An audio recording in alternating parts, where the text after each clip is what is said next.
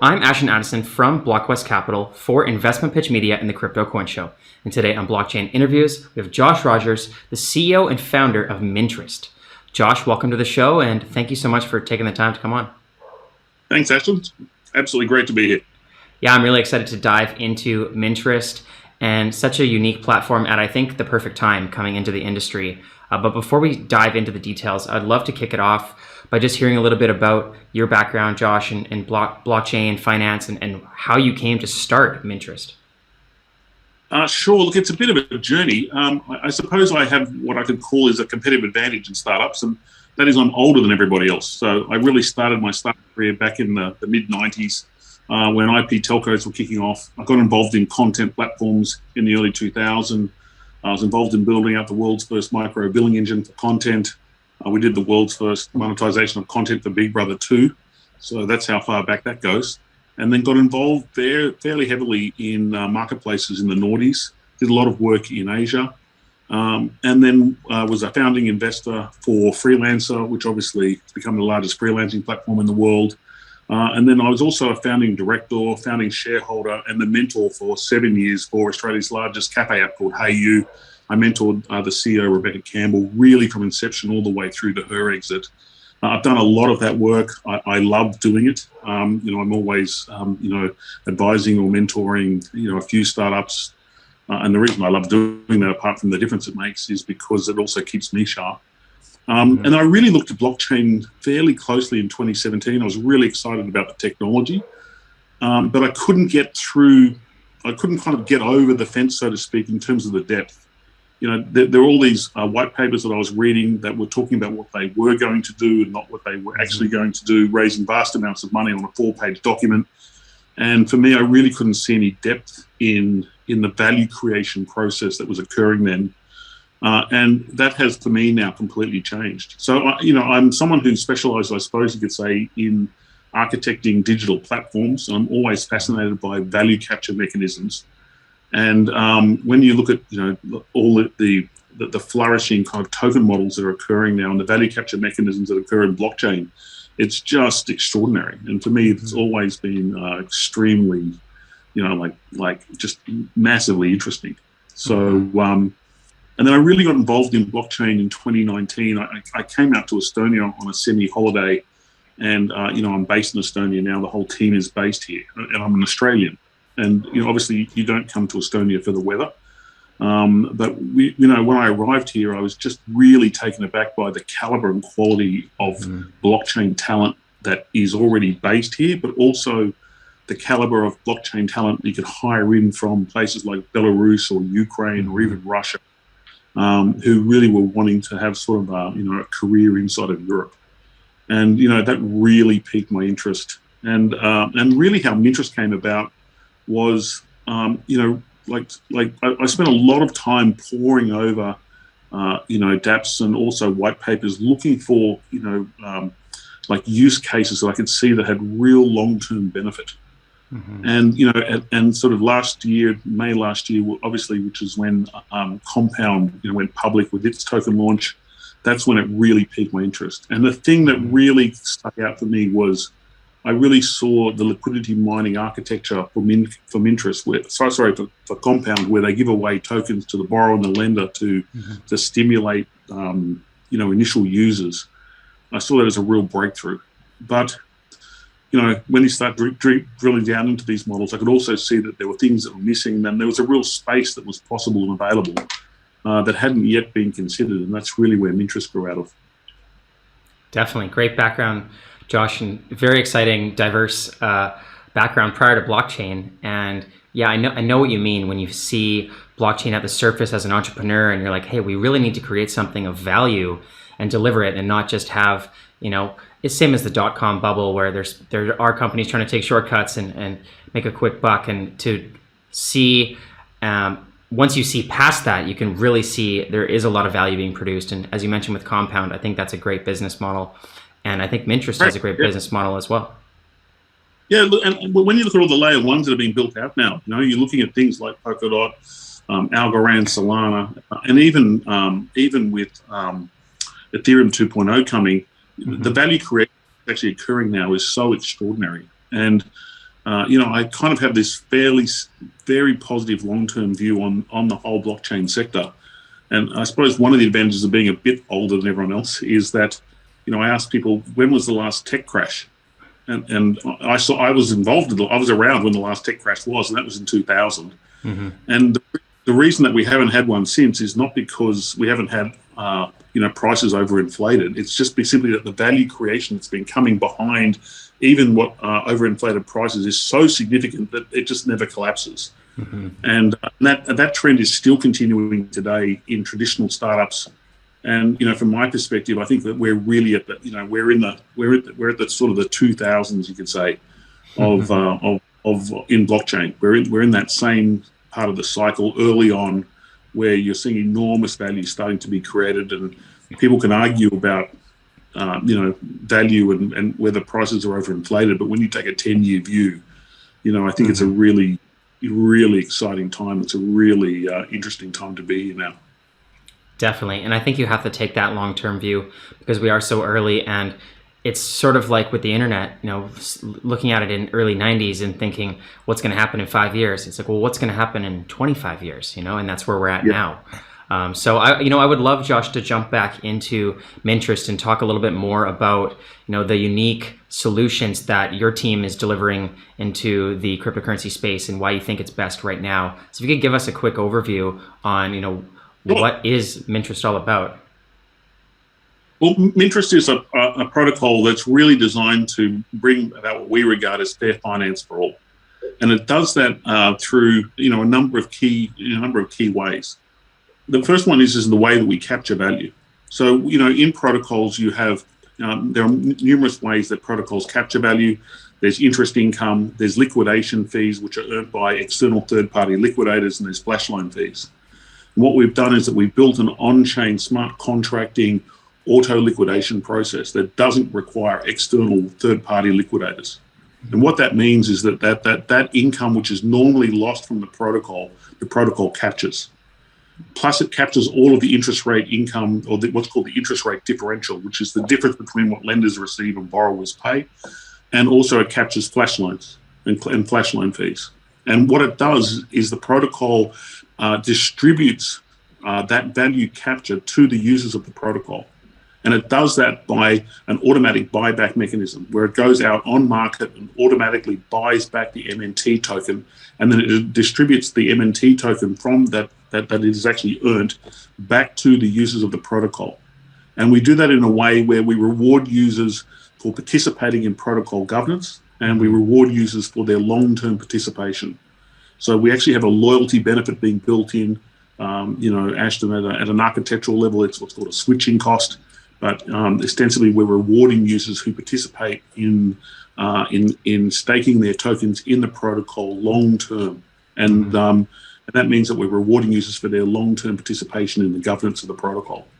So what's unique about it is the way that it captures value, the fact that it captures all of the value of the protocol that it generates, and that it then distributes that value back to its users. Mm-hmm. Now, the reason that really does matter is because of the benefits to liquidity mining. Mm-hmm. So when you have a protocol like Minterest where we're giving users, both borrowers and lenders, tokens for their participation, when the protocol is out there each, on a regular basis buying back its own token, what it's doing is supporting token price.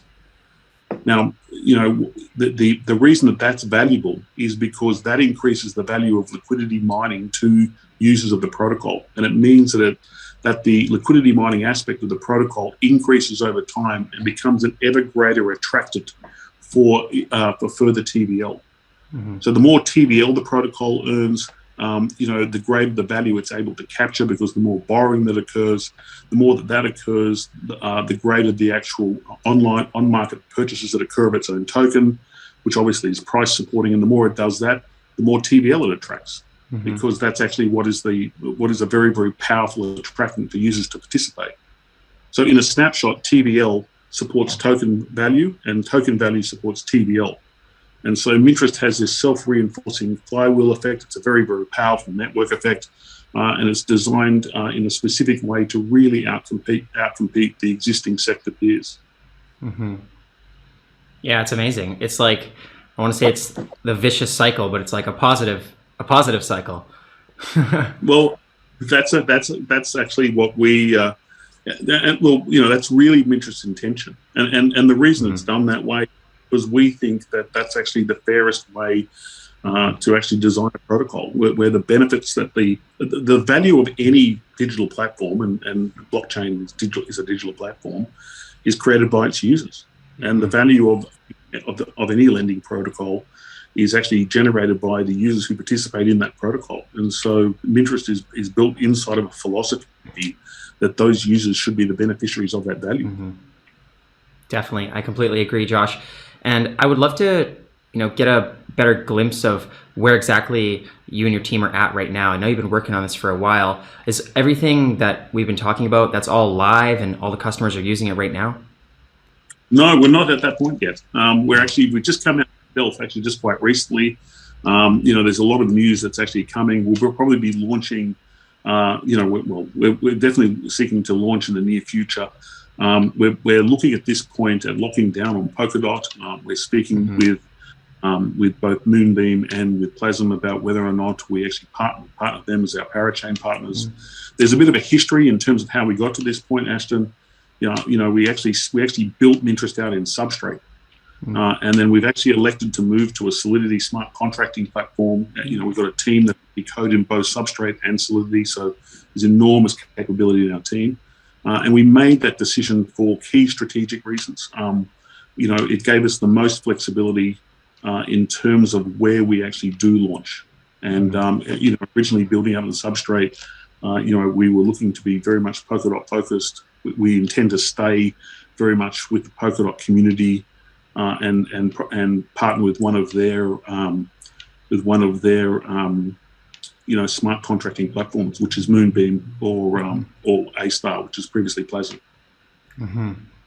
Yes. Okay. Great to know. Yeah, and like I say, that decision, that's been the right decision to make for this part of the protocols, for this part of the cycle of the protocol, for sure. Definitely.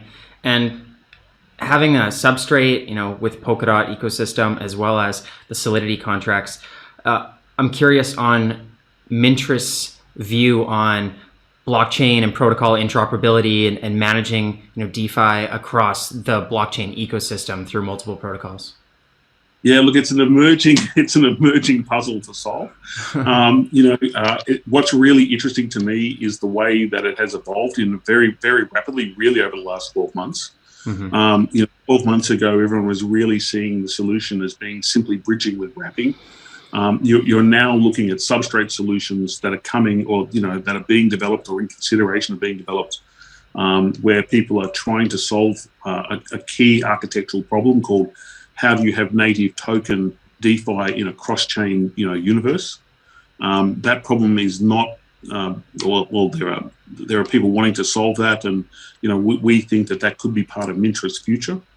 Solving that part of Minterest's future is something that our team has capability for, or capability to deliver, but obviously it's also subject to governance by Minterest once it launches. Definitely. Yeah, and this is definitely a pivotal point in DeFi right now, where all these different protocols are coming together, and the amount locked into these protocols is continuing to explode. I'm curious to hear, your insights into what you think DeFi might look like 5 years from now, and where you see Minterest fitting into that. Well, I think the really interesting thing to crack is cross-chain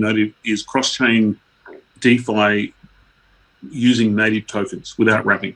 Yeah. And I think there are some people working on that sort of solution currently. It looks like that there will be some initial platforms looking to solve that problem maybe next year, like a first iterations of solving those issues next year. But that's really at a technical level, that's what's got to be solved. And then the other thing is how do we privacy is going to become a significant aspect of DeFi platforms in coming years, and it has to be if traditional enterprise or traditional finance is going to come into DeFi. But what we're really wanting to do is how do we get the traditional like mum and dad user in the street to actually use DeFi? It's something that the team is very passionate about. It's really core focus for us as part of our long-term mission. How do we empower the average user in the street to be able to ostensibly take advantage of DeFi in a way that normal people can without having to go through what we all know is a fairly significant learning curve. How do you shorten the learning curve? How do you make DeFi approachable for the average user? How do you empower people globally, with a new form of finance? And that's really what excites us at Minterest. It really does. And solving that in a way that is meaningful and transformative, for me, that's what's really exciting about the whole DeFi space. Definitely, I'm looking forward to that. And I used decentralized exchanges back before Uniswap, and the user interfaces were horrible. And Uniswap makes it easy, but there still needs to add a functionality, and there's a balance between that, making it easy and having more functions. So I'm excited to see how that plays out as well. Yeah, look, it's a funny thing to consider because crypto just generally has a very, very steep learning curve. But one of the things we seem to also forget is that if you've never seen a smartphone before and we gave you a smartphone today, it has a very steep learning curve. And there's this iterative process that does occur over time.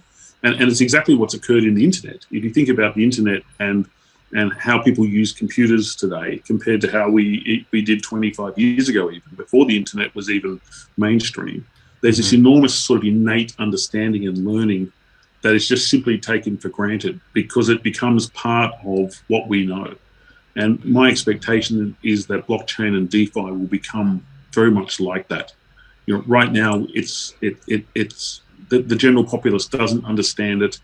It's all very confusing. There's a very kind of significant learning curve for them. But I actually imagine over time it'll become infused, right, as part of just general culture.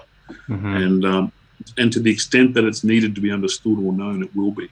And the reason why is because of the value it produces. And that's what excites me. And so, Minterest is designed as a long-term play.